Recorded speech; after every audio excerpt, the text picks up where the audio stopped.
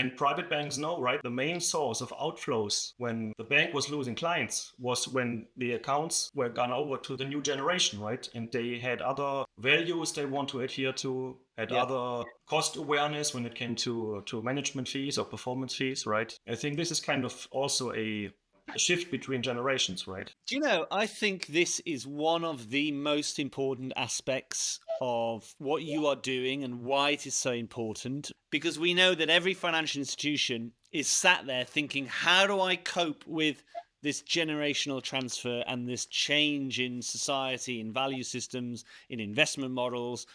And the change is the one they need to make themselves. Absolutely, yes. The weak point of each large bank is their IT infrastructure, right? Or their tech setup in general. It's like a big Jenga tower, right? Yes. If you pull out the wrong stone, the thing might collapse, and this is why it stays in. I guess that's why you left and set up your own company. What do you guys do? We founded ourselves 2 years ago as a startup with 5 founding partners in total. Our mission is to try to bridge the traditional finance world with the digital asset space as it is now. Okay, so hang on a minute. So you started 2 years ago. So you started right in the middle of the crypto winter. Yeah, absolutely. So this was kind of a tough challenge, but it was also a choice that we did on purpose, right? So we knew that we are launching investment products for the typical private banking client. And for financial products, it's easier to kind of start when the prices are low, obviously, right? Yeah. Then otherwise when they are up. So we launched it when there was kind of blood in the streets, but now we're happy that we did it. Wow, that's a really interesting. I mean, it makes total sense. It's just not often that people run towards something when it's on fire. You know, they're running the other way. So, am I right in understanding then that you've come from a traditional finance background and you've moved into this space?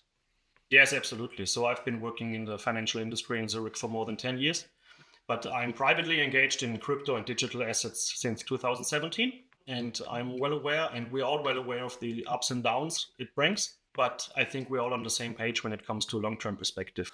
What was the trigger, or why do you think it's so important to be in crypto right now? Because you could have waited a few years. You could. Why are you doing it now? When I was mentioning to my professional colleagues that I was engaging in crypto, they thought I was either a criminal or an idiot, or both, right? And I'm assuming neither of those are true.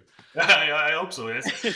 And now those same financial firms are launching ETP products on Bitcoin and Ether, right? So I think this is kind of also a shift between generations, right? That's interesting because recently we did some kind of a small study where we've seen that each generation in the last years had their favorite asset class, right?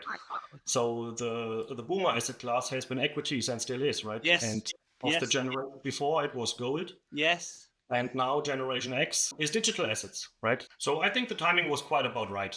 So have you been to AssetRush before?